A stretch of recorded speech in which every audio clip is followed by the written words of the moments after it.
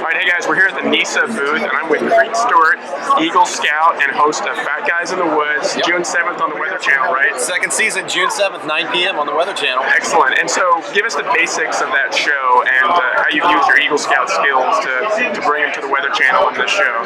Well, I tell you what, Boy Scouts uses the wilderness to teach life skills to young men.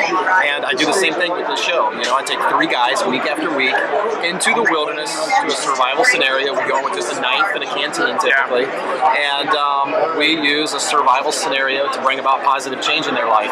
It's all guys who are just kind of stuck in a rut. The title's a little crazy, Fat Guys in the Woods. Sure.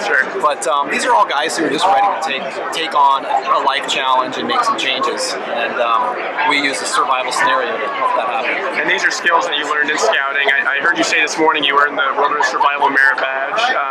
So it really all did start in scouting for you? That's no joke. That is no joke, man. My favorite merit badge was Wilderness Survival. Absolutely. I actually have my original Wilderness Survival Merit Badge in my wallet. I keep it in my wallet. It is where I developed a love and a passion for the outdoors and survival skills for sure. So are survival skills still important in today's world? I mean, we've got our iPhones. We're living in cities more and more. Are they still vital? I think they are, but absolutely. They're just as relevant now as they were 100 years ago. Yeah. It's just that not a lot of people know about them now. Right.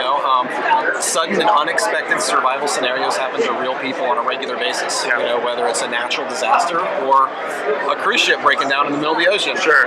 You just never know. But and so there's going to see great stories on Fat Guys in the Woods. They're also going to learn something too, right? That's they're right. going to learn some of the skills that you're imparting with them. I learned some this morning when you were talking. So that's right. I'm a survival instructor long before I'm a TV host. Right. I've been teaching survival courses now for almost 20 years. Okay. So the idea that I teach skills on this show is very important to me. Yeah, that's awesome. And speaking of your survival pass, I was seeing your Boys Life ad. This all, in a way, this all ties back to Boys Life early on. Tell me about that. Is that crazy or what? That's cool. That's really cool. I didn't know that. When I was in college, I wrote and self-published at Kinko's a little survival manual of the skills I knew at the time. Okay. And once you have a book, you got to figure out how to sell it. Yeah. That's the key. And so I took out an ad in the back of Boys Life magazine, right next to sea monkeys in the bike car. Did you get much response to it? I mean, I did. It really helped me kind of define my business, where I was headed. So that's where I started selling my book. And I want to change gears a little bit and talk about summer camp. I know that was a big part of your life growing up.